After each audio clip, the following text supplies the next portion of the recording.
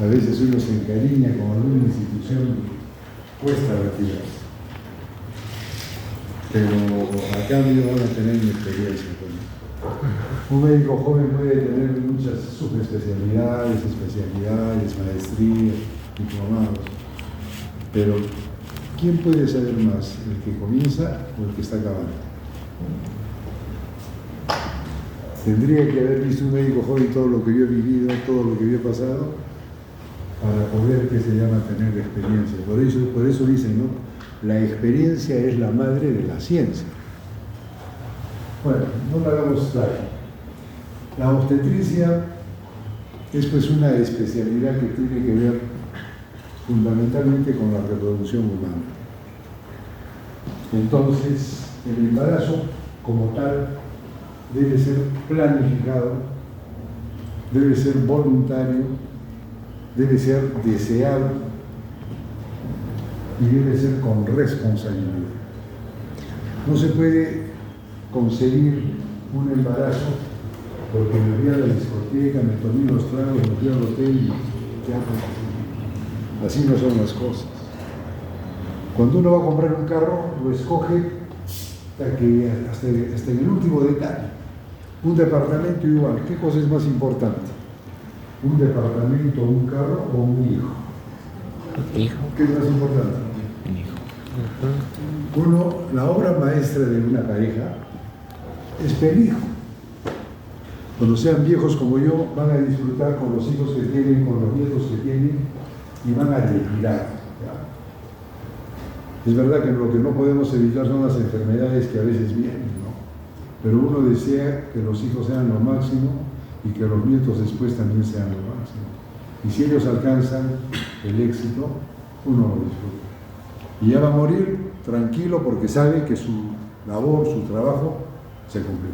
Igualito es el embarazo. Quien controla un embarazo tiene que controlarlo bien. Tiene que saber que hay complicaciones, hay riesgos. Toda mujer gestante va a tener riesgos. Todas, sin excepción. El embarazo es una prueba de fuego desde el punto de vista físico, social, psicológico, etcétera, etcétera. Para una pareja es una prueba de fuego, sí. ¿Y estos factores pueden influir en el riesgo? Sí. Entonces, ¿qué es lo que tenemos que hacer nosotros? Una consulta preconcepcional, la pareja. Determinar si es que hay alguna enfermedad y tratarla antes del embarazo. El sobrepeso, la obesidad, el sedentarismo, los malos hábitos. Está prohibida la droga, el tabaco y el alcohol en el embarazo. Uno tiene que cuidar el embarazo como oro. Y si es que se consigue el embarazo, controlarlo adecuadamente en el lugar que corresponde, e igualmente el parto debe ser institucional.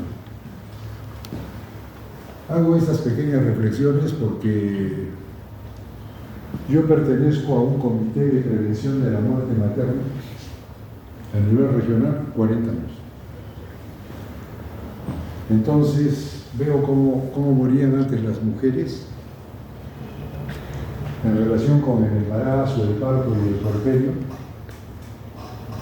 No, es una mortalidad que en Latinoamérica el Perú era el segundo con mayor mortalidad materna. Pero han cambiado felizmente los tiempos y se ha reducido grandemente la mortalidad. Entonces yo, como consejo, les doy que ustedes que van a continuar con la posta, luchen por las mujeres gestantes con las recomendaciones que les he dado. Vamos con la final de diapositiva. Entonces, ¿qué cosa pasa en el embarazo en relación con una mujer? El embarazo cambia el funcionamiento de todo el organismo. Todos los órganos del cuerpo humano de una mujer aumentan en su función, todos sin excepción. Entonces lo ideal es que una mujer sea sana. Llegue al embarazo en las mejores condiciones. Entonces, ¿qué es lo que pasa, no? Hay cambios que son fisiológicos, adaptativos, temporales y que generalmente están en relación con el crecimiento del útero, ¿no? El útero crece y va a desplazar la vejiga hacia abajo, los intestinos hacia los costados, arriba, el hígado, el riñón, el diafragma, los pulmones. Entonces son cambios que se van a dar y que son propios del embarazo, ¿ya? Y que están relacionados al crecimiento del útero como factor mecánico y a la presencia al incremento de muchas de las hormonas en relación con una mujer que no está gestando. Y además van a aparecer hormonas que no hay en una mujer que no está gestando. Entonces los cambios están en relación fundamentalmente a estos factores mecánicos y hormonales. El feto, cuando ingresa al útero, necesita de un medio ambiente el mejor de los mejores. Si una mujer es diabética, por ejemplo, ¿qué pasa? Va a haber hiperglicemia y ese incremento de la glucosa, ¿qué va a determinar en un feto? Va a determinar, porque ahí se produce la programación metabólica, ¿no? Entonces, ¿qué va a determinar? Que se activen los genes para enfermedades, ¿no? Diabetes, hipertensión, obesidad, etcétera, etcétera. Por eso es importante que una mujer llegue con su peso adecuado, un índice de masa corporal normal, si tiene alguna enfermedad, tratarla, ¿no? Hacer ejercicio y tomar, que se llama, todos los cuidados pertinentes a que el feto encuentre un medio ambiente óptimo. Y entonces ese niño se va a formar de la mejor manera, ¿no? Evidentemente. Ahora, la madre durante el embarazo también se prepara para la lactancia, no sufre unos cambios, sobre todo a nivel de la mama, y llega al canal del parto para el momento del parto y después del parto para la lactancia. Todos esos, que se llama hechos que se van a dar, tienen que ser informados durante el embarazo a la madre. Cómo es el embarazo, cómo es el parto, cómo es la lactancia, qué cuidados tiene que tener. Así tiene que ser el control prenatal, ya con la atención prenatal. Así. Como les decía, los cambios se van a dar a todo nivel. Vamos a comenzar con los cambios a nivel del aparato genital. ¿Qué pasa con el útero? El útero es un órgano que está a nivel de la pelvis, ¿no? Es intrapélvico, y tiene tres capas. Una capa, una serosa, que es como una cubierta, que está conformada por fibras musculares lisas, longitudinales. Tiene una capa intermedia, que es el miométrico, y que está conformada también por fibras musculares lisas, pero entrecruzadas en todas las direcciones. Y tiene una capa interna que es el endometrio, ¿no? Entonces, y finalmente el cuello uterino. La siguiente, por favor. Entonces, ¿qué cosa es lo que pasa? Fíjense. Esta es la serosa, que va hasta los ligamentos redondos y rodea el cuello hasta los paramétricos. Acá tenemos que el útero tiene tres orificios en relación con la cavidad endometrial, los osteotubarios, y acá tenemos el orificio cervical. Entonces, ¿qué es lo que pasa? Los vasos, fíjense, atraviesan las fibras musculares del miometrio en todos los espacios posibles, ¿no? Se forman como especie de ochos, y después del parto, ¿qué pasa? Capten este mensaje. El útero es el principal factor para controlar el sangrado después del parto. El parto tiene tres periodos. Primer periodo, borramiento y dilatación, cuando dilata el cuello. Segundo periodo, cuando sale el feto. Y tercer periodo, cuando sale la placenta. Después de que sale la placenta, viene una hemorragia importante. ¿Y quién va a controlar fundamentalmente esta hemorragia? La contracción del útero. Por eso es importante que el útero sea sano, esté en buenas condiciones y tenga la oxitocina, que es la hormona que va a estimular la contracción uterina. Como pueden ver acá, los vasos atraviesan a las fibras musculares en todos los sentidos, y acá esto es lo importante, fíjense. Esta es una arteria espiral, son ramas de la arteria uterina, este es el miometrio, estos son los espacios intervenosos, hasta ahí llegan los vasos, y drenan su sangre al espacio entre las intercotiledónicos, ¿no? Entonces, ¿qué pasa? Acá está la velocidad coreana, acá está la velocidad coreana. La sangre llega acá y acá están los vasos coreales. Entonces la sangre no se junta la sangre materna con la sangre fetal, ¿no? Tiene que pasar el mesénquima, el epitelio coreal y el epitelio vascular. Por eso que el tipo de placentación humana es hemocoreal. Entonces, estos vasos van a drenar su sangre acá y cuando se produce el parto, ¿quién va a cerrar estos vasos? El vientre, al contrario. Eso queda claro, ¿sí? ¿Sí? Continuamos. Es lo mismo, ¿no? Continuamos. Bueno, a esta contracción que realiza el miometrio se conoce como las ligaduras dientes de Pinar. Entonces, después de que sale la placenta, el útero se contrae como una piedra y es como un globo que se conoce como el globo de seguridad de Pinar. ¿Eso han podido ver tú? ¿El globo después del parto? ¿El útero? ¿Sí? ¿Ángel? ¿Sí? Ya. Eso es importante. Desde ahora que lo sé. Bueno, lo siguiente. Ya. Entonces, también es importante que se sepa qué cambios se dan a nivel de estos vasos espirales a nivel del útero.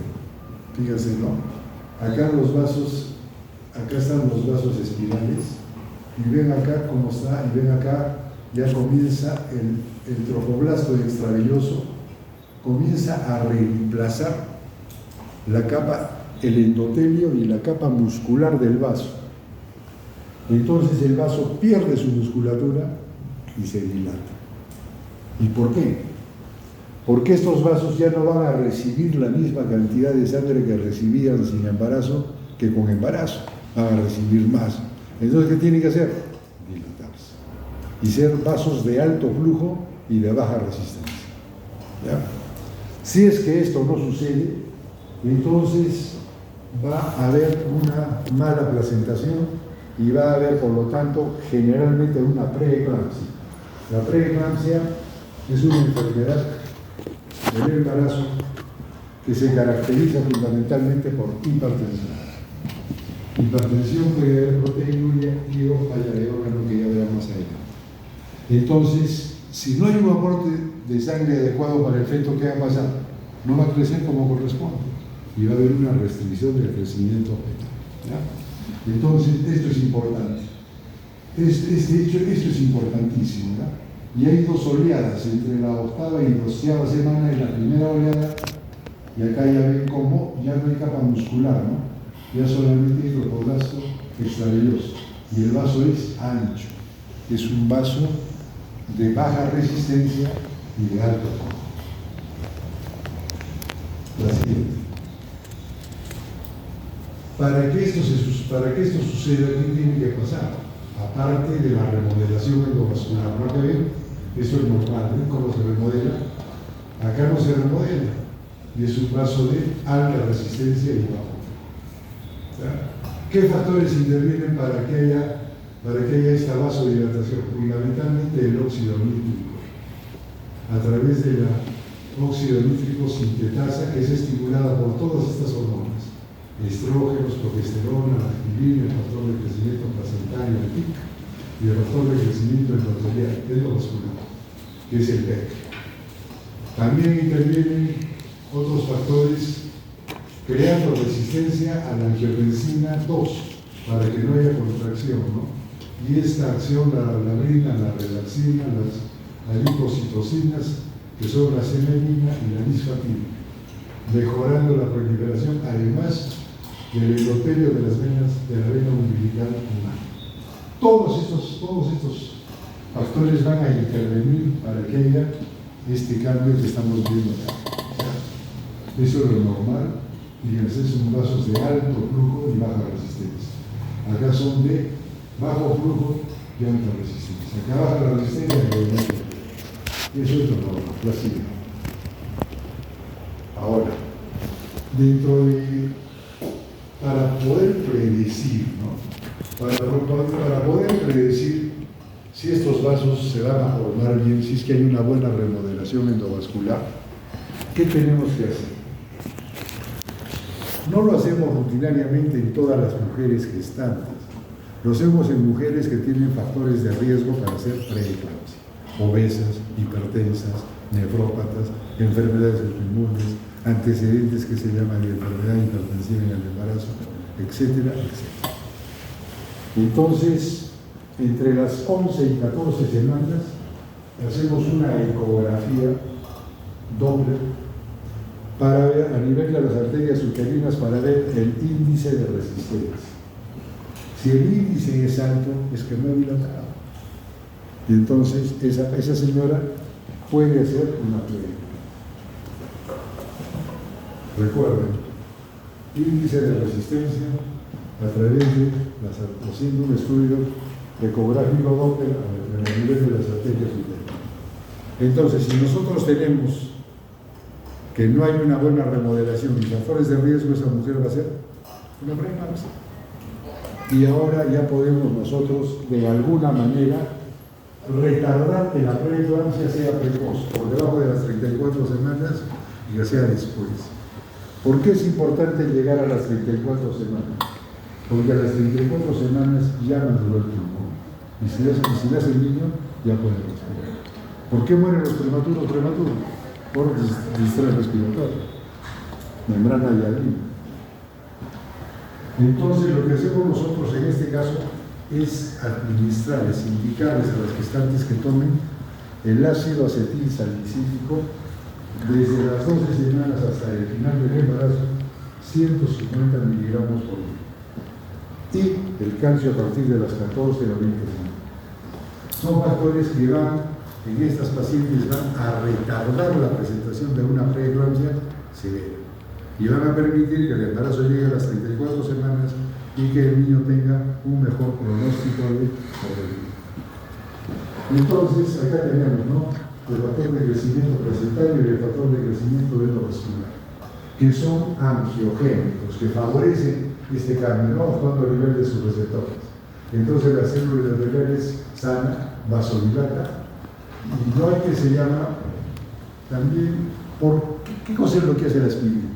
La aspirina va a inhibir, va a reducir la agregación plaquetaria, ¿no?, que va a lesionar el endotelio vascular, ¿no? De esa forma actúa. Y además va a regular la permeabilidad vascular, a diferencia de acá, ¿no? Acá hay vasoconstricción, más bien hay más daño endovascular y aumenta la permeabilidad vascular del endotelio. Entonces, lo ideal es que haya un equilibrio entre los factores angiogénicos, que son estos dos, y los antiangiogénicos, que es el SFLT1, la tirosina quinasa y esteroidoglina, que son antiangiogénicos, o sea que esos impiden que haya una buena remodelación endovascular. Si es que esos predominan, entonces va a aparecer todo lo que acá estamos viendo, la disfunción endotelial con todos estos casos. Continuamos. Estas oleadas que les he dicho de la remodelación son dos. La primera será entre la 8ª y 12ª semana, y la segunda oleada será entre la 18ª y 22ª semana. Esto ya más o menos, los que tenemos un poco de experiencia con los años, esto no lo podemos hacer.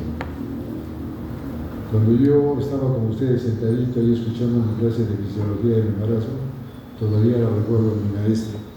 No daré su nombre porque ya está muerto.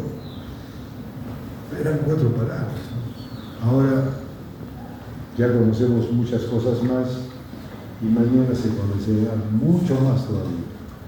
La ciencia no se detiene, la ciencia avanza cada día y el que no lee y no estudia se queda. Y los que vienen detrás se lo van a llevar de encuentro. Así que ustedes tienen que estudiar y leer siempre. El conocimiento científico no se queda. Todos los días va cambiando.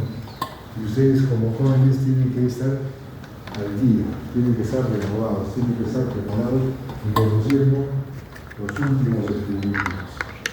Ahora, ¿qué pasa a nivel del útero? El útero, cuando es no grávido o no gestante, fíjense, tiene una capacidad de 5 a 10 mililitros. Es una capacidad pequeña, casi virtual, ¿no? De 5 a 10 mililitros. Pero durante el embarazo, hacia el final del embarazo, puede llegar, fíjense, de 5 hasta 20 litros. Normalmente, si es una gestación única, llegando a 5 litros, ¿no? O 5.000 mililitros. El feto más o menos pesa 3.500, líquido amniótico pongámosles 800 y la placenta más o menos 5 litros. Pero si es un embarazo de 6 o 7 niños, saquen la vuelta, ¿no? Puede llegar hasta mucho más. Ahora, en cuanto a sus dimensiones, el útero tiene un diámetro longitudinal de 6 a 8 centímetros. Al final del embarazo, 33 centímetros aproximadamente. En sentido transversal de 4 o 5 centímetros, acá puede llegar hasta 22 centímetros. El peso, fíjense, un útero no gestante pesa de 30 a 70 gramos, 80 gramos, y al final del embarazo llega a 1.000 kilos. Esto sí grave ser, esto sí es importantísimo. El volumen sanguíneo de un útero no gestante oscila entre 40 a 60 mililitros por minuto, pero fíjense al final del embarazo, de 500 a 750 mililitros por minuto. O sea que aumenta de 10 a 15 veces. Entonces, sale la placenta y no hay una buena contracción uterina, ¿cuánto de sangre se está perdiendo por minuto? Casi 1 litro, 750. ¿Cuánto tiene una mujer gestante? 5 o 6 litros. En 5 o 10 minutos, agua. ¿Sí? Por eso es importante que tengan ese concepto. La siguiente. ¿Cómo crece el útero? Las primeras 10 semanas, el útero es intrapélvico. A las 8 semanas alcanza más o menos el tamaño del puño. Pero ya a partir de las 10, 11 semanas, ya alcanza el reborde superior del pubis, ¿no? Y a partir de las 12 semanas ya se hace intraabdominal. Deja de ser intrapélvico. A las 20, 22 semanas llega la cicatriz umbilical y a las 36, 38 semanas llega el reborde costal, el apófisis discoides del esternón. Pero si el embarazo dura 40 semanas, ¿por qué no sigue creciendo? ¿Por qué? Porque ya disminuye la cantidad de líquido amniótico de las 36 a las 40 semanas y la presentación fetal desciende. ¿Ya? Lo ideal es de que en una gestación de término, ya ustedes han hecho su clase de semiología obstétrica, lo ideal es que esté entre 31 a 35 centímetros, ¿no? Y hay que se llaman unos textos que dicen que hay una equivalencia entre las 20 y 34 semanas con el número en centímetros, ¿no? Medir la altura uterina. Ya, la siguiente. Entonces, durante el embarazo pueden aparecer algunas contracciones en el útero. ¿Ya? Entonces, estas contracciones son de 3 tipos. Las contracciones tipo A o de Álvarez son pequeñas y muy frecuentes. Son pequeñas contracciones que se presentan, localizadas en diferentes partes del útero, dice la señora, se me pone uno acá, se me pone uno acá, pero son contracciones irregulares, indoloras. Después vienen las contracciones tipo B o contracciones de Braxton-Hicks. Estas contracciones generalmente aparecen al final del segundo trimestre y durante el tercer trimestre. Y más frecuentes son aún antes del parto. A veces son tan frecuentes que pueden simular un falso trabajo de parto. ¿Ya? Estas contracciones ya son con mayor intensidad, pueden llegar a 20, 25 minutos, ya se acompañan de un pequeño dolor. Y entonces la señora dice, no, tengo unas contracciones, doctor, muy frecuentes y tengo un poco de dolor. ¿Ya? Entonces son las contracciones de Braxton-Hicks. Y luego vienen las contracciones tipo C, que son las contracciones de un verdadero trabajo.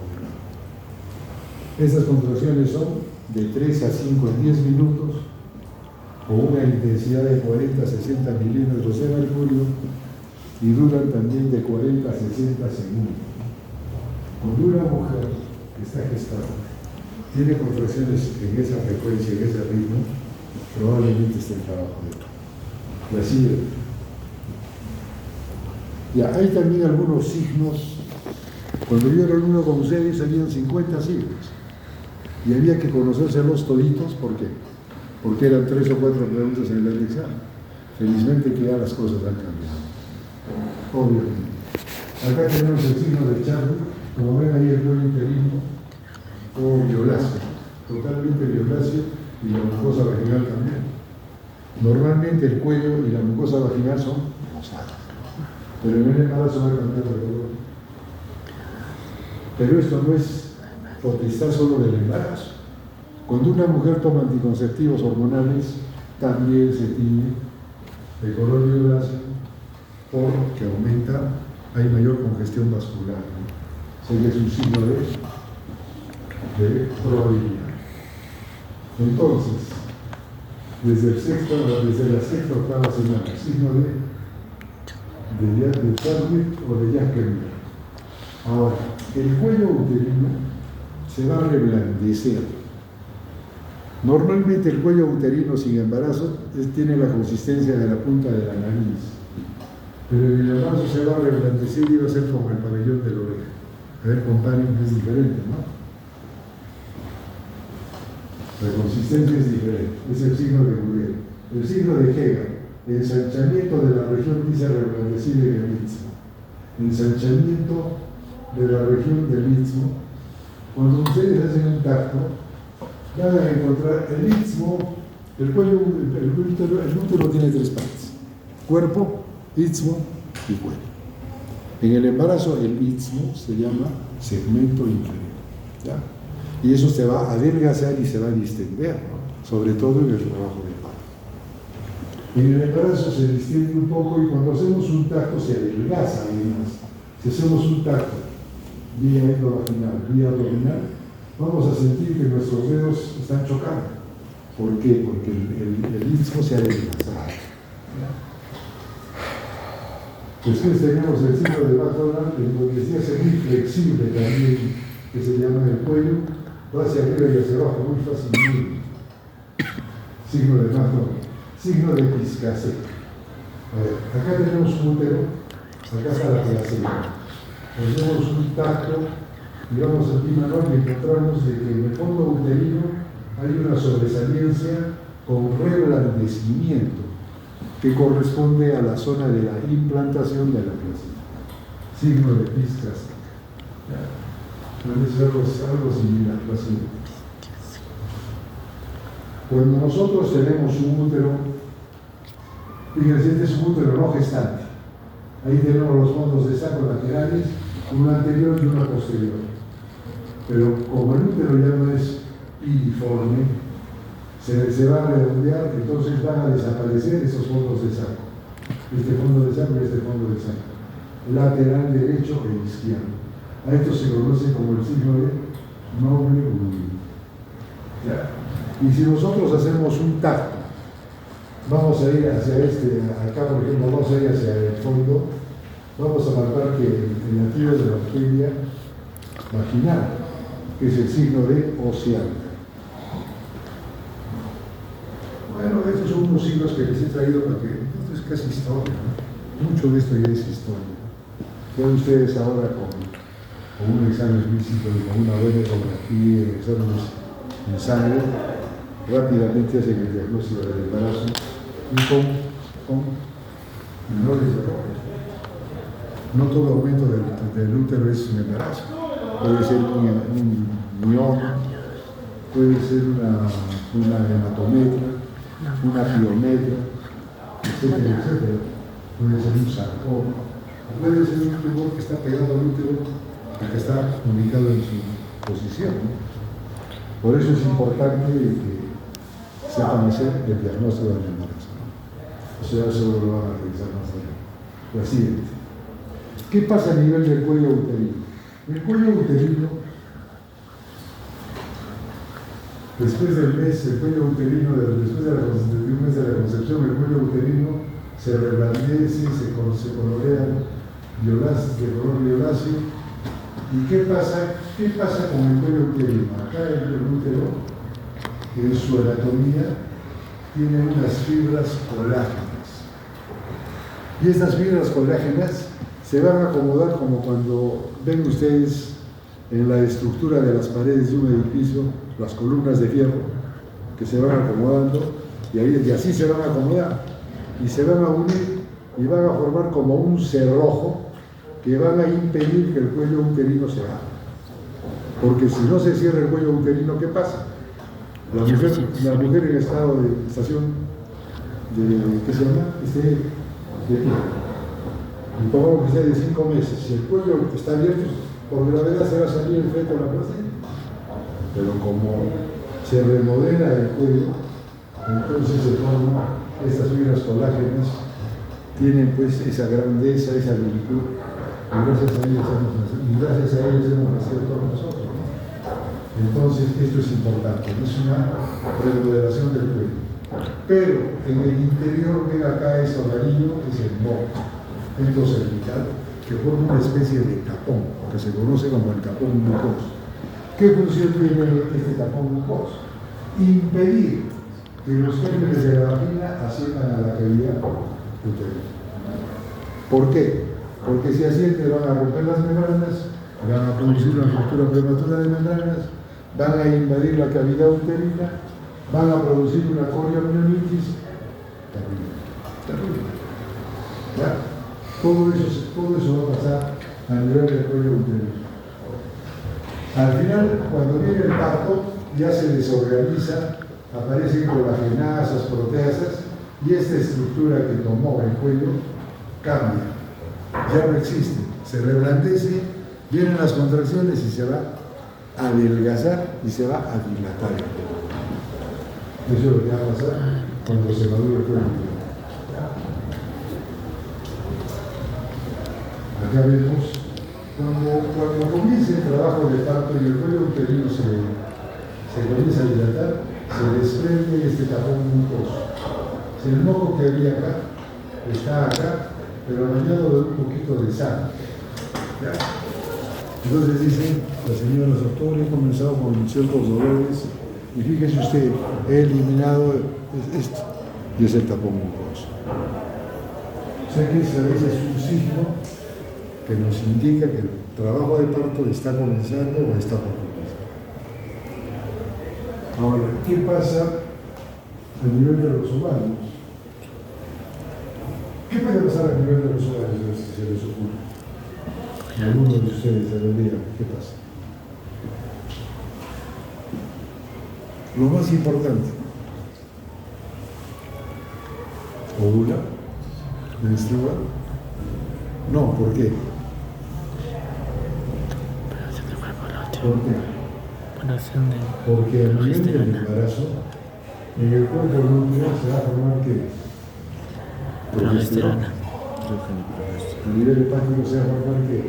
Estrógenos. Y van a inhibir el eje central, ¿no? El eje hipotálamo, hipófiso ovárico a nivel central. Entonces la mujer deja de menstruar y no hay ovulación. El cuerpo lúteo, después de la ovulación que es el cuerpo lúteo, ¿no? No lo hay. Este cuerpo lúteo se va a reabsorber cuando no hay embarazo en 14 días. La fase fija del ciclo, el ciclo genital tiene dos fases. La primera fase que es la estrogénica o folicular y la segunda fase que es la secretoria o progesterona. ¿Cuál es la fija? La segunda fase, que dura 14 días. ¿Sí? ¿Sí? No. ¿Sí? Creo que no me están escuchando. Bueno, entonces el cuerpo lúteo normalmente ¿cuánto tiempo vive? 14 días. Pero en el embarazo ¿cuánto tiempo vive? 8, 10, hasta 12 semanas. ¿Y por qué? Porque las gonadotropinas coriónicas que son secretadas por el trofoblasto y que nos permiten hacer el diagnóstico del embarazo en sangre, mantienen ese cuerpo lúteo por todo ese periodo de tiempo. ¿Para qué? Para que el cuerpo lúteo, ¿cuál es la función del cuerpo lúteo? producir la progesterona. La progesterona es la hormona madre. Si no hay progesterona, no hay embarazo. Si este cuerpo lúteo no dura este tiempo, va a abortar la mujer, se va a perder. Y en ese caso hablamos del cuerpo lúteo insuficiente o fase lútea inadecuada, ¿no? Una fase lútea corta. Entonces, eso puede pasar y son mujeres abortadoras que se les da su progesterona y se acabó. El embarazo va a continuar. En el ovario, ¿qué pasa? En el ovario dice que la superficie orgánica y uterina se va a recubrir de una reacción desigual. ¿Ya? Fíjense, en el ovario pueden haber como pequeños quistecitos. Esto obedece que se llama la estimulación hormonal, ¿no? Acá, como decimos, endometriosis, pero terminado el embarazo, eso también es por la progesterona, terminado el embarazo, va a desaparecer. Es importante señalar que la relaxina, que es una hormona secretada por el cuerpo lúteo, el adhesivo y la placenta, tiene que ver con la remodelación del tejido conectivo del tracto reproductivo para el momento del parto. ¿Qué pasa con todo el canal del parto? Cuello uterino, mucosa vaginal, toda la pared vaginal, perineo. Se van a engrosar, ¿ya? Se van a volver más elásticos, para que en el momento del parto puedan permitir la salida del feto sin desgarrarse, ¿no? Sin dañarse. Y eso lo va a propiciar más la relaxina, ¿no? Entonces, la relaxina también tiene que ver con la hemodinamia renal, con la osmolaridad que va a bajar, ¿no? En el embarazo 10 puntos, y también tiene que ver con la resistencia arterial, ¿no? Va a bajar la resistencia arterial para que sean vasos de baja resistencia, ¿no? Pueden aparecer estos pequeños quistes pegamentoínicos que son benignos y que van a desaparecer después del embarazo. Ahora, ¿qué puede pasar también por la estimulación androgénica? Puede aparecer virilización, calvicie temporal, hirsutismo y clítoro-megalia. Son cambios temporales. ¿Por qué? Porque a nivel de las glándulas suprarrenales también todas las hormonas van a aumentar. Andrógenos, corticoides, etcétera, etcétera. La siguiente. ¿Qué pasa a nivel de las trompas de Fallope? Se van a elongar, el miosalpin se hipertrofia, ¿ya? La vagina y el perineo aumenta la vascularización, ¿no? De los músculos del perineo y de la vulva, el tejido conectivo se ablanda, se hace más elástico, hay una secreción blanco espesa y escasa sin mal olor. El pH de la vagina es ácido, ustedes saben eso, y es ácido por los vacilos de do del recto. Entonces, que son los que permiten que este pH sea ácido y que impida las infecciones a nivel de la vagina. En el embarazo sube ligeramente y por eso pueden aparecer algunas infecciones como la candidiasis, la vaginosis, ¿no? Hay que ser siempre pendiente de eso, porque si hay una infección del tracto genital, hay que tratarla. Y si no la tratamos, ya les he dicho, a ver, se van a romper las membranas, se va a activar el trabajo del parto y todo se acabó. Parte importante en el control prenatal es preguntar, ¿tiene usted algún descenso? Y si nos dicen que sí, una espectroscopía, tomar una muestra, mandarla al laboratorio y tratarla como corresponde. Entonces, eso dice, ¿no?, de que se prepara el canal del parto. El canal del parto se prepara para el momento del trabajo del parto. Se distiende todo el canal, se engruesan los epitelios, se relaja todo el tejido conectivo y hay una hipertrofia muscular, es decir, del suelo pélvico, ¿no? Por eso de que ahora, en la atención prenatal, también se hacen ejercicios para reforzar el suelo pélvico, ¿no? Para que no haya desgarro, sobre todo. Ahora, cuando una mujer tiene antes del embarazo una distopia genital, un retrocede, se le han hecho filtro, ¿no? Un retrocede, un cistocedio. Cuando el útero crece, ¿qué pasa? Se va hacia arriba, hacia el abdomen. Y este cistocedio, el retrocede puede desaparecer, ¿no? Y entonces la señora dice, piensa que se curó, no, porque termina el embarazo, vuelve el útero a su posición y reaparece el cisto serio, es responsable. Así es. ¿Qué pasa a nivel de las mamas? ¿No? ¿Qué pasa a nivel de las mamas? A nivel de las mamas tenemos de que aumenta desde el tercer mes, las madres dicen, me duele mucho los senos, mis pezones están intocables. Eso pasa. Se vuelven muy sensibles, pueden haber parestesias. Después de las 8 semanas comienza a crecer la mama por incrustación vascular. Los pezones se erectan, se hiperpigmentan, se vuelven eréctiles, aumentan de tamaño. Siempre en el control prenatal tienen que ver cómo están los pezones. ¿Por qué? Porque si los pezones no están bien formados, son planos o están umbilicados, hay que formarlos. ¿Por qué? Porque la mejor alimentación que va a recibir un lactante es la lactancia materna, que tiende a seguro realizar el pediatría o realizará todos los beneficios que tiene la lactancia materna. Es estéril, no cuesta nada, aumenta la unión madre-niño, etcétera, etcétera. El niño es más inteligente, tiene mejor progresión intelectual. O sea, tenemos que propiciar la lactancia materna por lo menos 6 meses, mínimo 1 año, y si es posible 2 años. Eso es lo que se recomienda la OMS. Entonces las mamas se agrandan, hay una hiperpigmentación de la areola, del pezón.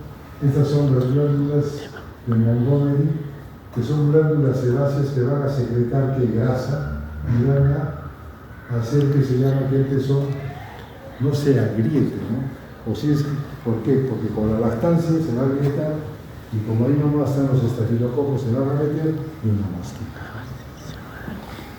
Entonces estas glándulas se encargan de lubricar, ¿no? El pezón para que no se lesione. Las mamas no van a involucionar después del parto, ¿no? Hasta después de la lactancia, después de terminar la lactancia. La gigantomastia con los ojos, eso ya no tiene nada que ver con el incremento del tamaño durante el embarazo, así. Ahora han visto que muchas mujeres usan mamas que no son naturales, sino artificiales, ¿no? Nosotros, los varones, como todos, nos hablamos equivocados. Tengan cuidado con eso. Ya para mí esa época ya pasó. Es una broma nomás. Ya lo tenemos que reír, ¿no? Otros cambios, ¿no? En la piel, por ejemplo, acá que el cloasma gravídeo, ¿no? Cómo se hiperpigmenta la zona malar, la nariz, los labios. Acá vemos, por ejemplo, cómo crece el cabello y el hirsutismo por los corticoides y los andrógenos. Ya hemos visto el avión, también esta hiperpigmentación puede ir al ombligo, la línea alba se convierte en línea negra, también se hiperpigmenta la vulva, el ano, el cloasma a nivel de la cara, el paño. Todo esto es transitorio, ¿no? Y obedece a qué? Al estímulo estrogénico que incrementa la melanina. Entonces, también pueden haber las estrías que acá no se notan muy bien, las estrías rojo-luminosas que son en una pinza y blanco-naranjadas que son en las mujeres que han tenido parto, ¿no? Acá vemos las telangiectasias, que son vasos que parecen como una medusa, ¿no? Y que también tienen que ver con los estrógenos. Esto suele verse en pacientes con cirrosis, ¿no?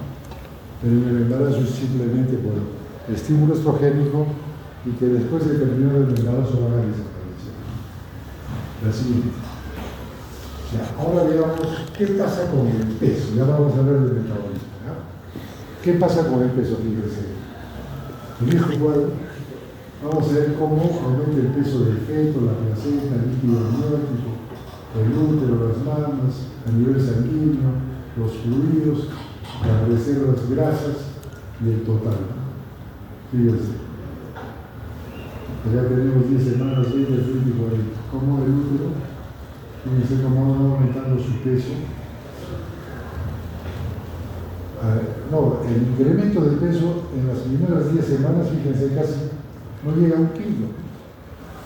Pero ya a partir del segundo trimestre, del cuarto o quinto mes, ya la ganancia de peso es mayor. Ya va a ganar casi 2 kilos por mes, en los 2 últimos trimestres. Pero bueno, acá vamos viendo cómo gana peso cada uno de estos elementos. En efecto, al final va a pesar en el percentil 50, en una gestación de 40 semanas. En nuestro medio, más o menos, el feto debe pesar 3,500, 3,400. Ahora, la placenta pesa 1/5 o 1/6 de lo que pesa el feto. Si pesa 3,500, más o menos 600, ¿no? El líquido amniótico al final del embarazo va a llegar aproximadamente a 800 mililitros. El útero de pesar, dijimos, 50, 70 gramos, va a pesar casi 1 kilo al final del embarazo. Las mamas, fíjense, también aumentan de peso. A nivel sanguíneo, ¿cuánto gana el volumen sanguíneo total en el embarazo? Aproximadamente 1,5 a 2 litros. Las reservas, fíjense, grasas. ¿Por qué hay que se llama incremento en las reservas grasas? Vamos a ver. Eso tiene que ver con el metabolismo, ¿no? Las grasas son el nutriente que utiliza la madre para su metabolismo. ¿Por qué? Porque la glucosa y los aminoácidos son para el feto, ¿no? Entonces acá vamos a ver más o menos cómo es la ganancia de peso, ¿no? Cuando hay bajo peso, fíjense, cuando hay bajo peso, menos de 20, el incremento de peso recomendado de todo el embarazo es de 12 a 18 kilos. Eso es lo que debe de ganar normalmente una mujer con un bajo índice de masa corporal. ¿Claro? O sea, de 400 a 600 gramos en los 2 últimos trimestres, o sea, en los 6 últimos meses, ¿no? Ahora, si tiene un índice de masa normal, debe de ganar de 10 a 13 kilos en todo el embarazo. ¿Ya? O sea, de 330 a 430 gramos por ciento. Si hay sobrepeso, de 7 a 10 kilos, o sea, debe ganar menos, y si hay obesidad, de 5 a 7 kilos. Esa es la recomendación de la OMS. A menor peso debe ganar más peso en el embarazo. Y a mayor peso de una mujer obesa, una obesidad mórbida puede ganar ya el mínimo de peso. Ahora, cuando nosotros vemos que hay una ganancia de peso exagerada, tenemos que referir a esa paciente, si estamos en un centro de salud, en una posta, a un hospital, porque esa paciente tiene que ser vista por el nutricionista, por el ginecobstetra, porque puede hacer una preeclampsia. La siguiente. Veamos ahora qué pasa con el metabolismo de los carbohidratos.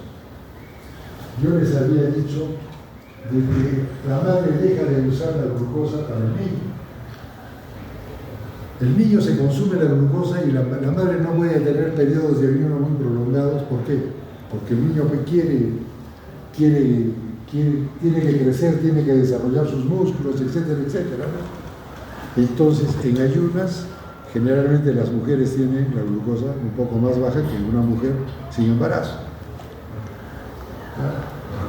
Entonces, la glucosa es para el embarazo. ¿Qué pasa cuando no hay glucosa?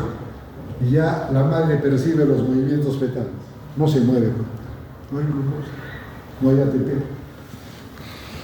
Entonces, fíjense, vamos a ver qué pasa acá.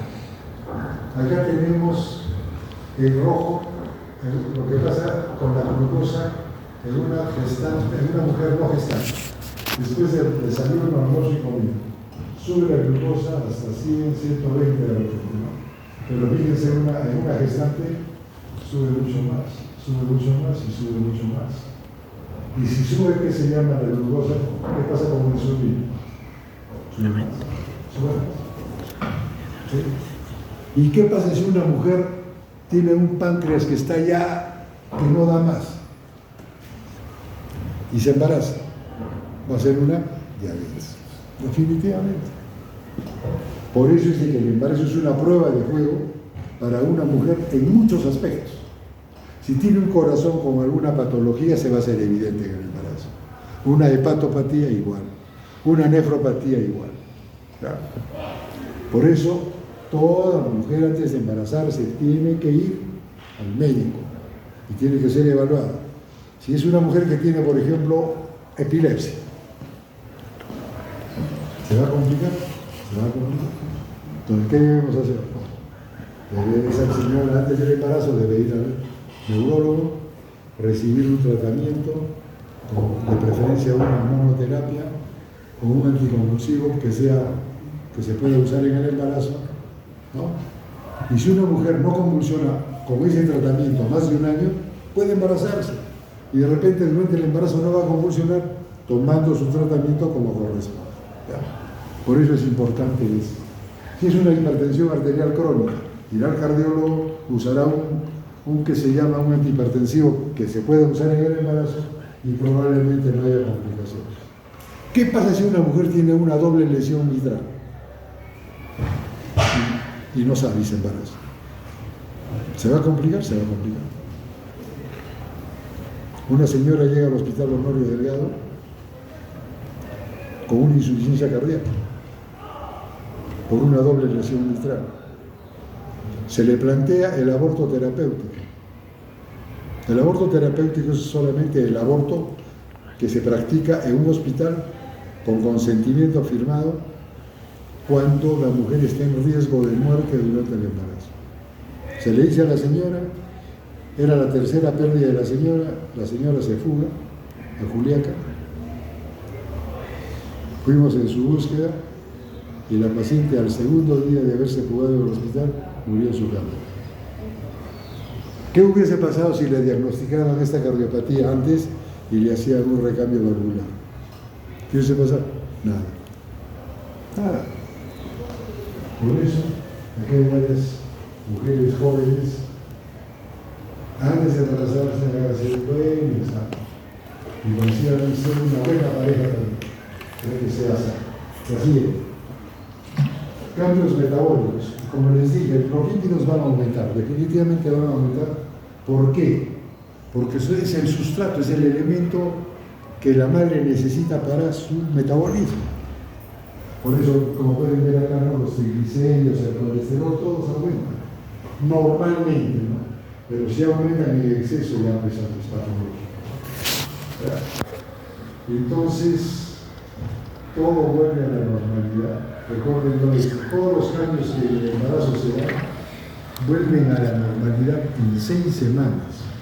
Por eso el puerperio dura 6 semanas, porque después de 6 semanas todos los cambios que se han dado en la mujer desaparecen. ¿Ya? La siguiente. Veamos qué pasa con las proteínas acá. A ver, dicen los aminoácidos son transportados por transporte activo, ¿no? A través de la grasa. Al final del embarazo, ¿cuánto se gana? Fíjense, ¿no? En proteínas. Más o menos 1000 gramos, ¿no? De los cuales 500 gramos de proteínas son para el feto y la placenta. Feto y placenta son 500 gramos. Y los otros 500 gramos son para las proteínas del útero, la actina y la miosina, que son las proteínas que van a permitir la contracción uterina durante el trabajo de parto y después del parto. Después van a pasar también a la mama y van a pasar a la hemoglobina, que aumenta durante el embarazo, y todas las proteínas plasmáticas como la glúten. Entonces, más o menos hay una ganancia de 1000 gramos en proteínas, ¿no? Durante el embarazo, repartidos por unos diarios. Entonces, los requerimientos promedio de proteínas aumentan. En un embarazo temprano es 1.2 gramos por kilo por día. Si no hay embarazo, será 1 gramo por kilo por día. Ahora, en el embarazo tardío, 1.52 gramos por kilo. Así. ¿Qué pasa con el fierro en el embarazo? ¿También aumentan las necesidades de fierro? Por supuesto que sí. Entonces, debemos Por eso, a la madre antes del embarazo, un control de hemoglobina. Y si tiene anemia, tipificar qué tipo de anemia es. No todas las anemias son ferropénicas, ¿no? Entonces, acá se cree que yo escucho hablar por la tele, todo el mundo habla de la anemia. Dale fierro, dale su carnecita, su pescado, sus verduras verdes, etcétera, etcétera. No es tan así, no es tan así. Entonces, viene la menstruación, a la mitad del ciclo se embaraza la mujer, y en el primer trimestre, bueno, primero diré de que la hemoglobina no debe estar por debajo de 11 gramos, no debe estar por debajo de 11 gramos por decilitro. Ahora, depende también de la altura donde una mujer se encuentre, ¿no? En Arequipa estamos a 2.300, 2.400 metros sobre el nivel del mar, ¿no? Entonces, por la altura, la hemoglobina sube, ¿no? Entonces, para conocer en estricto cuál es el nivel de la hemoglobina, ¿qué hacemos?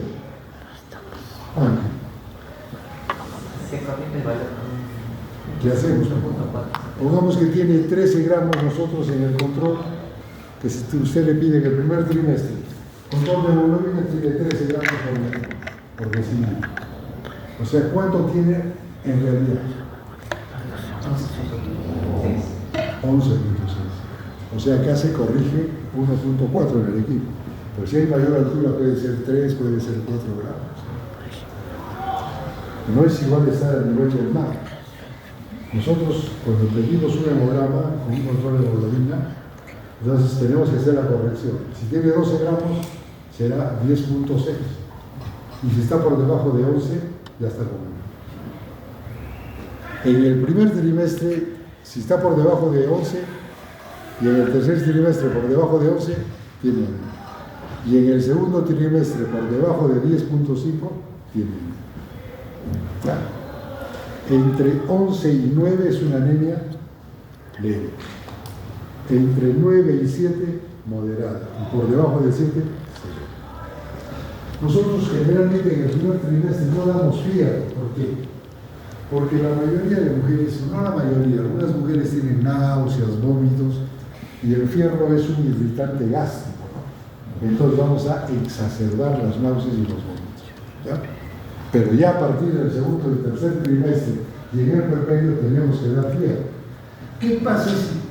A ver, para la formación de la hemoglobina y el feto y de la placenta se necesita fierro. Si una mujer de sus depósitos de fierro los usa en el embarazo, ¿qué va a pasar después del embarazo? Se queda sin depósitos de fierro. Entonces hay que suplementar la dieta con fierro. ¿Ya? Entonces, segundo, tercer trimestre y puerperio. ¿Cuánto se necesita de fierro durante el embarazo? 1.000 miligramos. 500 son para los glóbulos rojos maternos, que se van a formar en mayor cantidad para poder llegar a todos los órganos en una mayor cantidad, transportar oxígeno, ¿no?, que necesitan, porque todos los órganos aumentan en su función. O sea que sí o sí tiene que darse fierro. Ya, entonces 500 para los glóbulos rojos nuevos, 300 para el feto y 200 que se van a eliminar a diario por la vía intestinal, ¿no? Entonces, eso es importante la ración. Debemos de suplementar la dieta de una mujer gestante, sí. ¿Con qué debemos de suplementar? Acá quiero hacer un paréntesis, quiero hacer un paréntesis. El ácido fólico, que es la vitamina B9, que usted la conoce muy bien, el ácido fólico se debe prescribir desde la consulta preconcepcional, desde 3 meses antes del embarazo, 400 microgramos por día. ¿Qué favorece, qué beneficio tiene esto? Reducir el riesgo de defectos del tubo neural, anencefalia, encefalocelia, espina bífida, etcétera, etcétera. Y algunas otras virtudes también. Ahora, si hay el antecedente en una mujer de haber tenido un hijo con defectos del tubo neural, ya no son 400 miligramos, son 4 miligramos o 5 miligramos. ¿En quiénes? Antecedentes, obesas, diabéticas, mujeres con síndromes convulsivos, epilépticas, etcétera, etcétera. 4 a 5 miligramos. El hierro elemental tiene que ser 60 miligramos por día y el calcio es 1200 miligramos por día. El hierro a partir del segundo trimestre y el calcio a partir de las 14 semanas o 20 semanas, según dicen algunos que se llaman investigadores, ¿no? Entonces, el hierro elemental tiene que ser 60 miligramos y el calcio, como carbonato, el calcio tiene que ser de 1200 miligramos. Nunca se da junto el fierro con el calcio. ¿Por qué? Porque se inhibe la absorción del otro. Entonces se puede dar uno muy temprano en la mañana y el otro al mediodía. Entonces, la siguiente. Esto es para ver algo de la presentación, ¿no? El fumarato ferroso de 200 miligramos tiene 65 miligramos de hierro elemental. El sulfato ferroso de 300 tiene 60. El carbonato de calcio de 1500 tiene 600 miligramos de calcio elemental y el citrato 315. Así. Ahora sí, acá quiero que presten bastante atención. Ya por favor. Cambios a nivel hematológico. Los glóbulos rojos van a subir, se van a incrementar en un 30 a 33%. Pero el plasma en un 40 a 45%. ¿Qué significa? Que va a haber hemodilución o hemoconcentración. Hemodilución. Hemodilución. ¿Sí? Hemodilución. Pero entre ambos van a dar lugar a un incremento del volumen de la sangre en total de 1.5 a 2 litros. Después del parto, una mujer sana. Si es un parto normal, más o menos 500 mililitros, y si es una cesárea, 1000. Como ha ganado este volumen, su hemodinámica no se altera. ¿Sí? Aparte de haber servido durante todo el embarazo, ¿no?, para alimentar a todos los órganos del cuerpo de la mujer, al feto o a los fetos y a la placenta, fíjense, todavía después, evita que la mujer se descompense hemodinámicamente.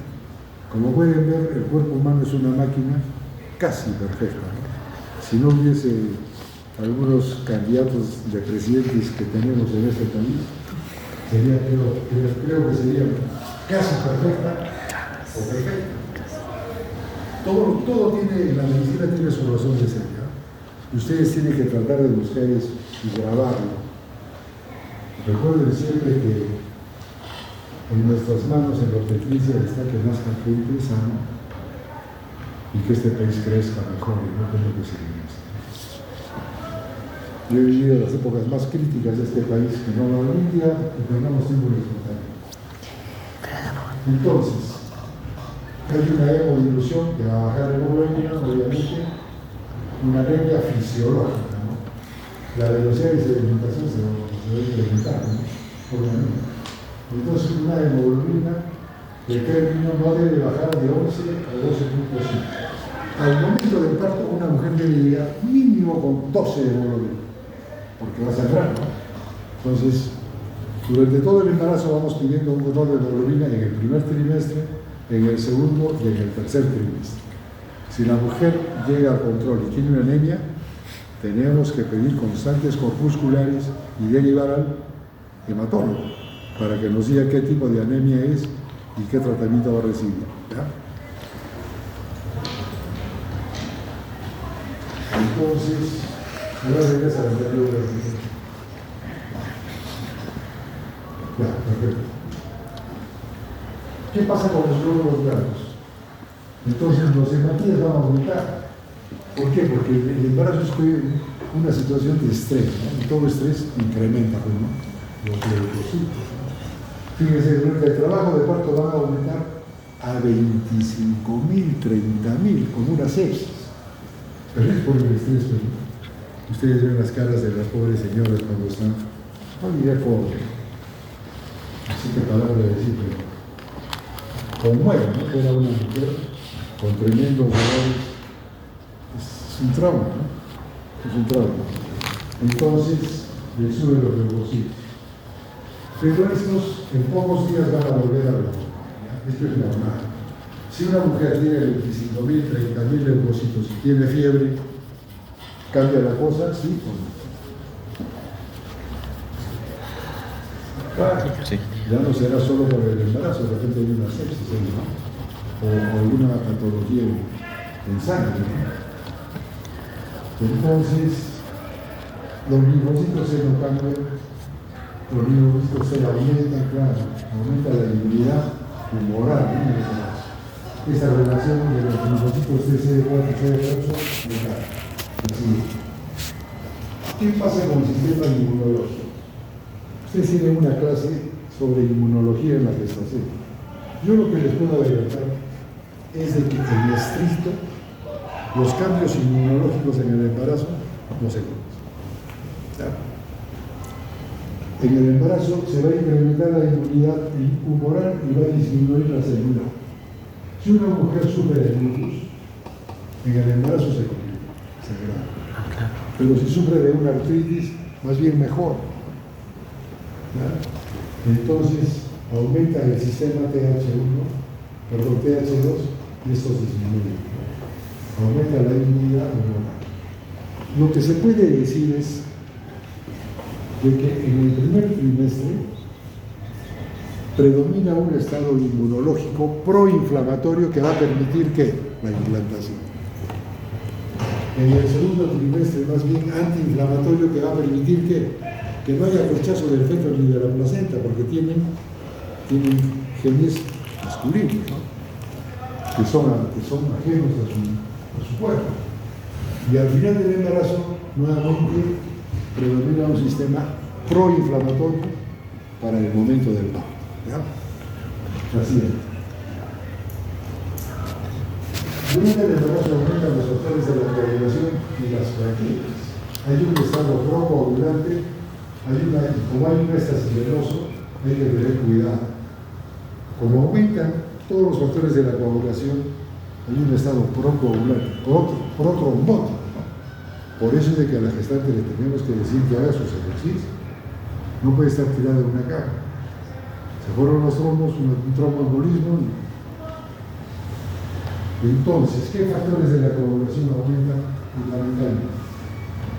Aumenta el factor 1, 7, 8, 10, 12 y el factor de Von Willebrand, ¿no? Entonces, y disminuye, fíjense, el sistema fibrinolítico, el TPA, la vitamina 3, la proteína C y S. Entonces, todo esto que va a favorecer el tromboembolismo. Por ello es importante también, aparte del ejercicio, gozar algunos de los factores que estamos señalando. ¿Qué pasa con las plaquetas? Las plaquetas, dicen, disminuyen ligeramente en el embarazo por hemodifusión. Ahora, cuando bajan las plaquetas mucho, también no está bien. Si una mujer tiene las plaquetas por debajo de 100.000, tenemos que pensar en que hay una patología, dependiendo de las plaquetas, pues de repente va a haber un síndrome de Henry, que es una complicación de la preeclampsia.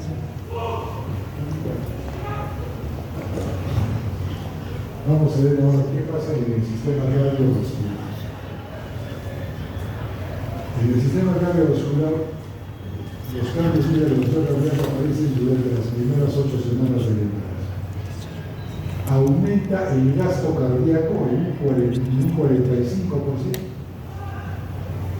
Aumenta el gasto cardíaco, hombre, ¿no?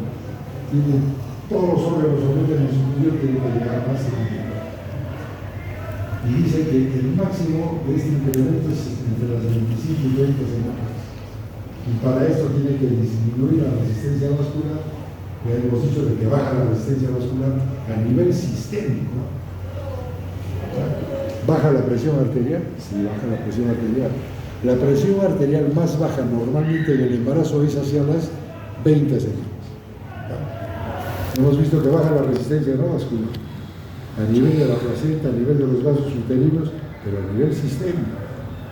Baja la presión. Si una mujer a las 20 semanas tiene 120-80 de presión, ¿preocupa? No. ¿Sí o no? A las 20 semanas debe tener 90-60, ¿no? Es el punto más bajo de presión. Pues tiene 120/80, que es una presión normal. Cuidado, cuidado.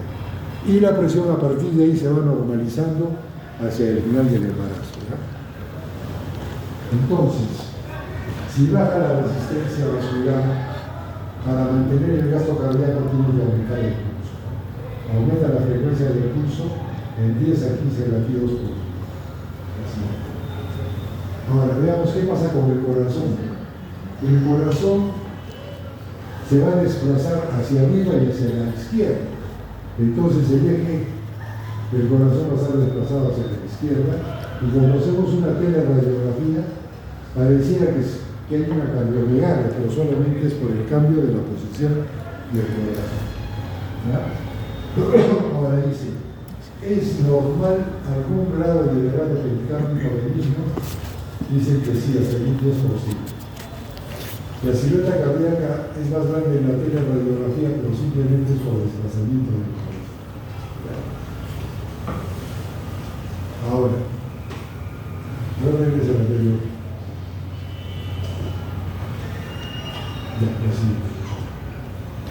En el electrocardiograma, ¿qué vamos a encontrar? Desviación del eje hacia la izquierda, presencia de ondas cúbicas hasta determinaciones, las ondas se aplanan o se invierten en esas determinaciones normalmente. Eso tiene que saber. Tenemos dentro del cardiólogo, así. ¿Qué pasa con los ruidos cardíacos? El primer ruido se desdobla exageradamente, el segundo ruido no sufre ningún cambio y el tercer ruido se hace más fuerte y fácil de escuchar.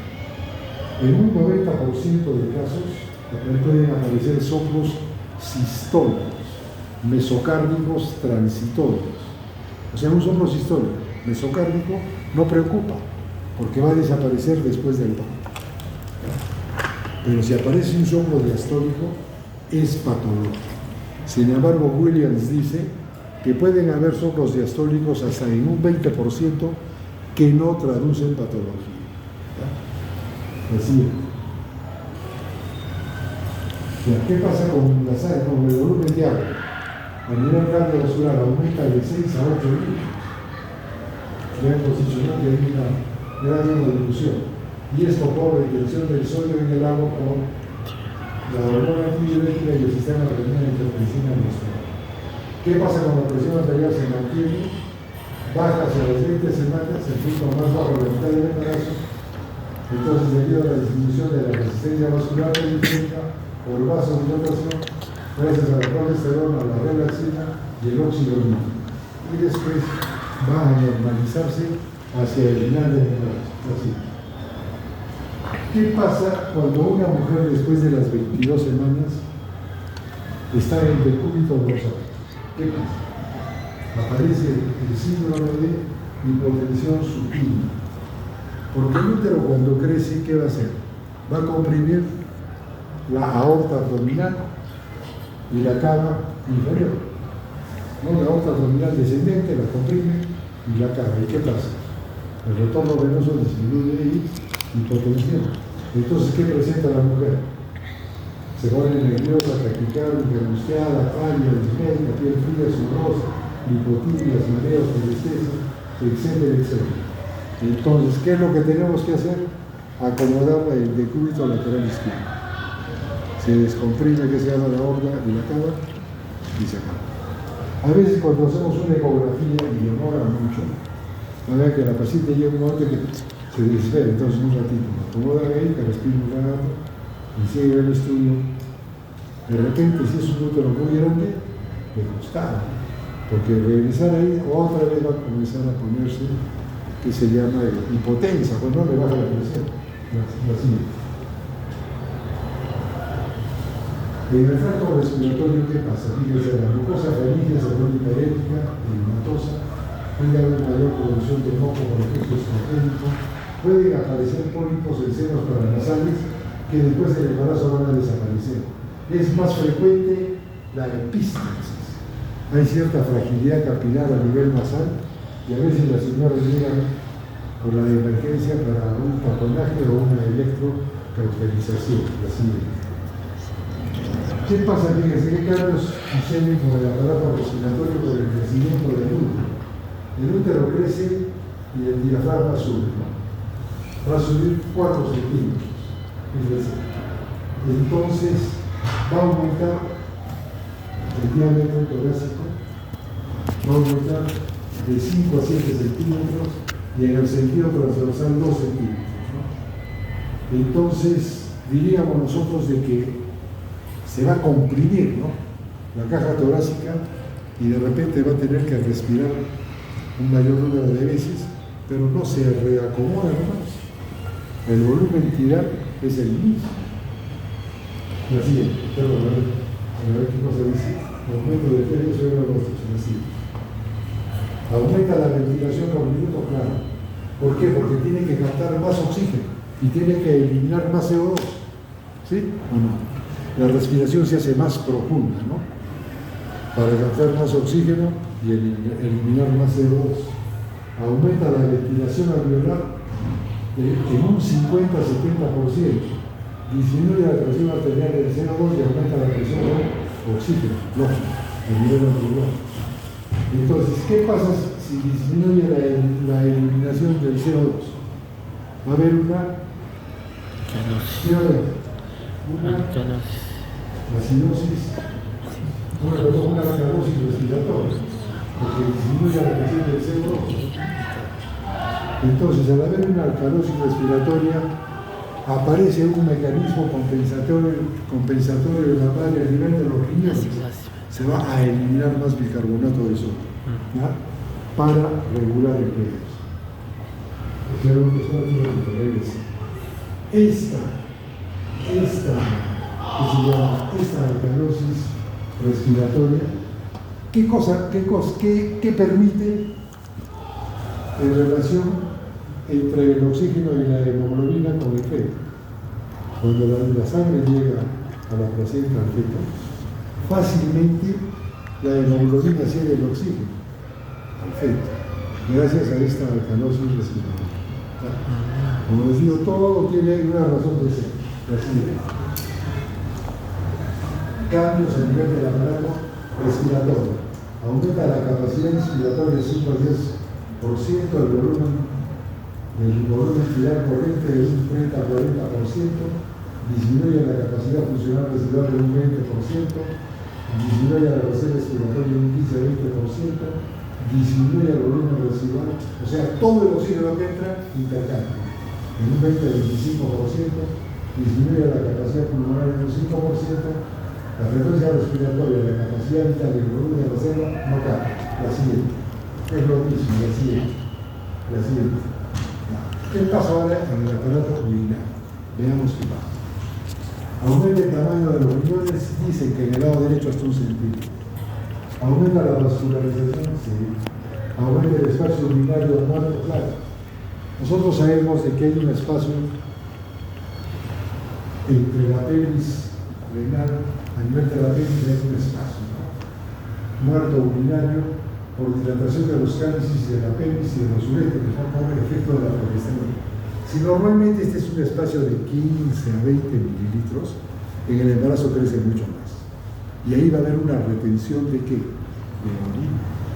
Va a haber una regurgitación vésico-ureteral. Y si los intestinos que están pegados también están dilatados y aumenta la proliferación colibasilar, ¿qué pasa? ¿Qué pasa? ¿Qué pasa? Aumenta la proliferación de bacilos. Están pegados a los uréteres, a la pelvis renal, en donde hay un remanso urinario. Van a pasar por los crímenes ahí. ¿Y qué va a pasar? Se va a incrementar la infección urinaria. ¿Cuál es la infección bacteriana más frecuente del embarazo? La infección urinaria. Por eso que nosotros y tenemos terror a la infección urinaria. En el primer trimestre se pide, en el primer control, a toda mujer se pide un urocultivo con antibiótico. ¿Por qué? Porque hay un 9% de mujeres gestantes que cursan con una bacteriuria asintomática, o sea, una infección del tracto urinario bajo asintomática. Entonces usted le pregunta, ¿no tiene molestias? Pero si dejamos que pase ese 9%, ¿qué va a pasar más adelante si se está más bien exacerbando o favoreciendo las infecciones? Una pielonefritis. Y una pielonefritis mata. Así, mata. Por eso, urocultivo con antibiograma a todas las gestantes en el primer trimestre. Y en el segundo y en el tercer trimestre, si hay infecciones urinarias, repetir el control y dar el tratamiento en base al antibiograma. ¿Ya? Se puede iniciar tentativamente con un antibiótico, se espera el resultado y se ve. Es el indicado, se continúa. No es el indicado, se cambia por el tiempo que corresponde. Y después de unos 4 o 5 días se pide un nuevo cultivo para saber si es negativo, se cura. Y si es positivo, se tiene que continuar el tratamiento hasta que sea negativo. ¿Estamos? Entonces, se debe trío la vesical y eso que va a dar lugar a la incontinencia urinaria. Ahora, disminuye la capacidad de la vejiga, por supuesto, por la presión del útero. Entonces, las mujeres gestantes, ¿qué tienen polacturia, tienen misturia, pero lo que no deben de tener es disuria. Eso es patológico. Así es. En relación con la hemodinamia a nivel renal, ¿aumenta el flujo plasmático? Sí. ¿Aumenta la tasa de filtración orgánica? Sí. ¿Por qué disminuyen los cuerpos nitrogenados? Porque aumenta la filtración glomerular. O sea que normalmente el ácido úrico y la creatinina baja, ¿no? Normalmente la creatinina es hasta 1.1 miligramos por decilitro. En el embarazo máximo debe ser 0.8. O sea, si está por encima, ese riñón no está bien. Ahora, aumenta la reabsorción del potasio. Puede haber disglucosuria por aumento de la filtración hasta un 15% sin que sea patológico. Aumenta la proteína, por supuesto que aumenta. En una mujer no gestante, la proteinuria en 24 horas normal es hasta 150 miligramos. Pero una gestante es hasta 300 miligramos. Entonces, si tenemos una proteinuria por encima de 300 miligramos en orina de 24 horas, eso es patológico. Así. ¿Qué pasa en el aparato digestivo? Se aumenta el apetito, sí, sobre todo en el segundo y tercer trimestre, ¿no? Esta es la dosis de calorías que se deben dar en el primer y en el segundo y tercer trimestre. ¿Qué pasa con el pH y la reducción de saliva? Pueden aumentar. Puede haber cialorrea, ¿no? Aumenta la salivación. Puede haber cambio excesiva de saliva hasta de 2 litros. Hay mujeres que están con su bolsita y escupe, que no sé qué me da contra las veas, pero bueno. La gingivitis puede haber electris, ¿no? Este es un tumor de la encía que puede aparecer en las gestantes y que a veces con el cepillado sangra. Y hay que hacerlo con suavidad, porque pueden sangrar y por tener miedo al sangrado no se hace un buen cepillado de los dientes, no se hace una buena higiene dental. Así. En el estómago el tono disminuye y puede haber relajación del carnes, puede haber reflujo gastroesofágico. ¿Ya? Entonces las señoras cuando se echan el ruido se levantan porque se les regresan los alimentos. Y el contenido gástrico es ácido, el pH a nivel del esófago es neutro, o sea que tienen como una quemazón ahí. El reflujo gastroesofágico, eso es lo más, el vaciamiento no se modifica. Disminuye, dice la histamina, disminuye el ácido clorhídrico. Si una mujer tiene una úlcera péptica, con el embarazo se agrava, mejor. Si baja la secreción del ácido clorhídrico, ¿qué pasa? Mejor. Sí. Está hoy día mundo, no sé qué les ha pasado. Parece que están cansados. Ya. Entonces, ahora dice, disminuye la motilidad intestinal, estreñimiento y distensión abdominal. ¿Por qué? Porque las asas están desplazadas hacia arriba, no con el útero. Todo esto agregado a que la progesterona paraliza el músculo liso, puede haber estreñimiento y formación de las hemorroides, ¿no? A veces las señoras van con sus hemorroides sangrantes por el embarazo. Así es. ¿Qué pasa con el hígado? El hígado mantiene su tamaño. Ya dijimos que podría haber arañas vasculares, ¿no? Las telangiectasias que pueden haber los hepatopatinas, pero en este caso es por los estrógenos. Disminuye la albúmina y las proteínas claras por hemodilución, aumenta la fosfatasa alcalina al final del embarazo y esta hormona tiene un efecto oxitocina. Las transaminasas, la gamma glutamiltransferquinasa y las bilirrubinas se mantienen normales. La aminopeptidasa inducida por el embarazo tiene actividad contra estas hormonas y por eso que se llama cuando se secreta en exceso puede simular una diabetes insípida por retención de líquidos. Pero en general, el hígado aumenta en su función, pero no crece y tampoco tiene grandes cambios en relación con los niveles de las enzimas que produce. La siguiente. Acá sí, en la vesícula, ¿qué pasa con la circulación de la bilis a nivel de la vesícula? Se detiene. Como también es músculo liso, entonces el drenaje pues bien. Hay una colestasis y esto agregado al incremento del colesterol, ¿a dónde nos lleva?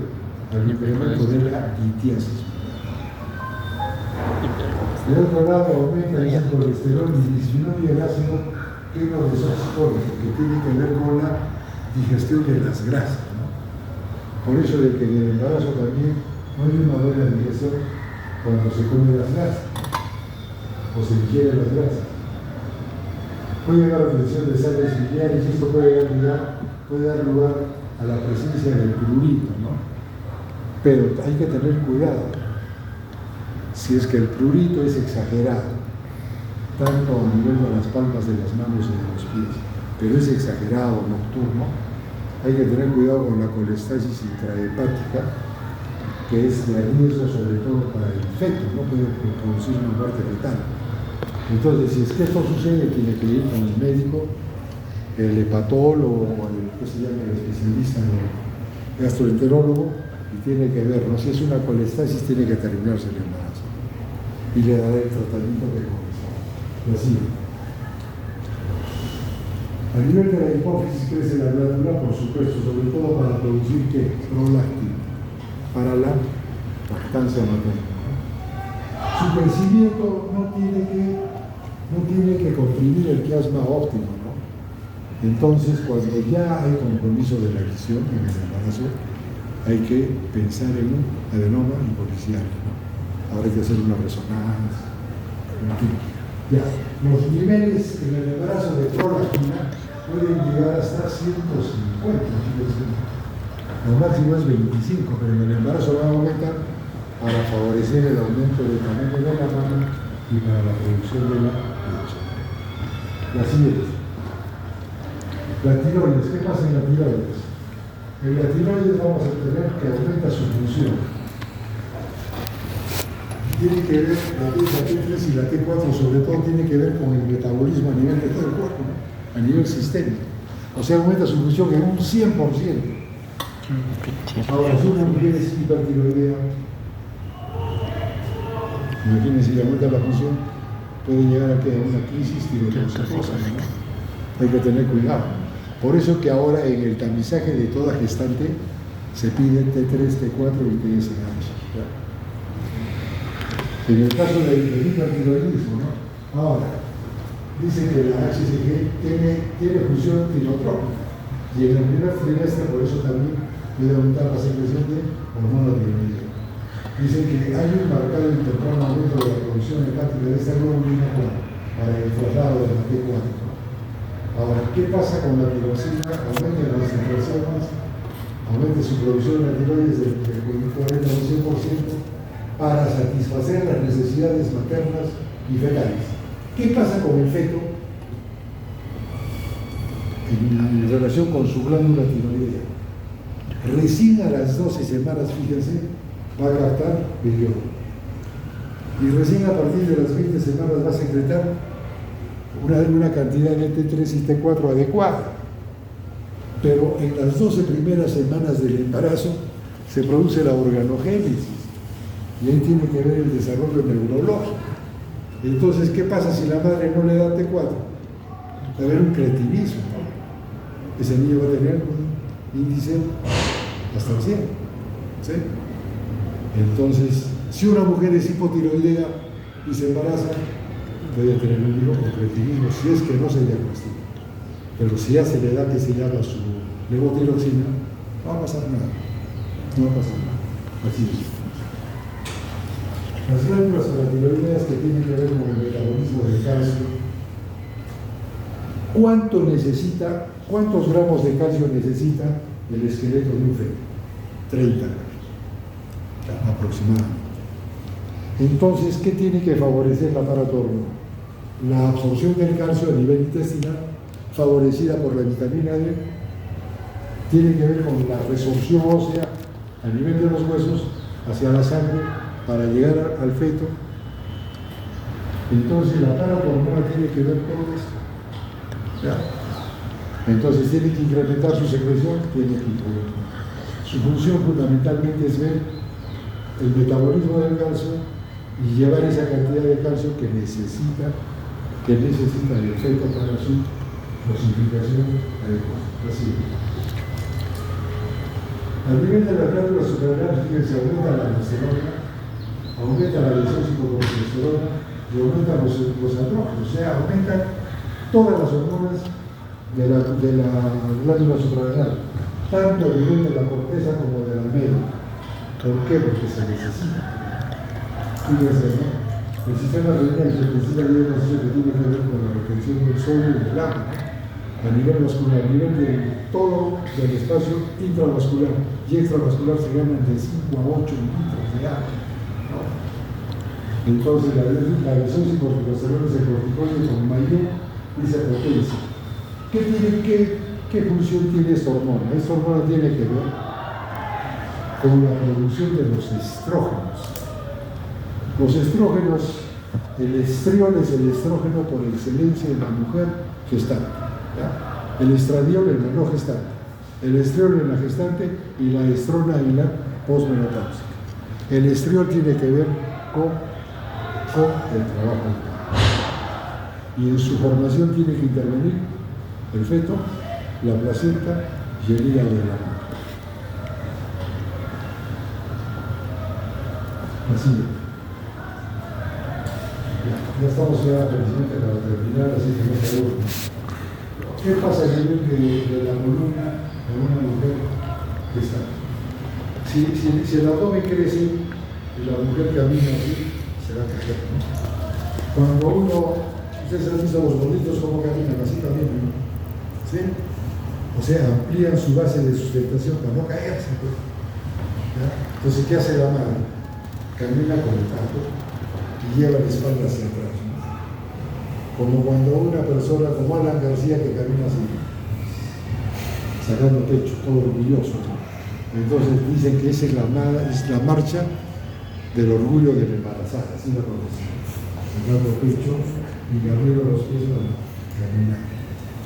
O sea, amplían su base de sustentación para no caer. Pero ¿qué pasa a nivel de la columna? Fíjense, acá tenemos la columna. Acá tenemos la lordosis dorsolumbar, pero fíjense cómo se incrementa.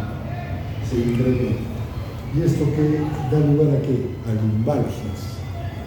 Las mujeres en el tercer trimestre en un 75% se quejan de dolores en la cintura, pero simplemente es por esto, y esto va a calmar, va a desaparecer después del parto.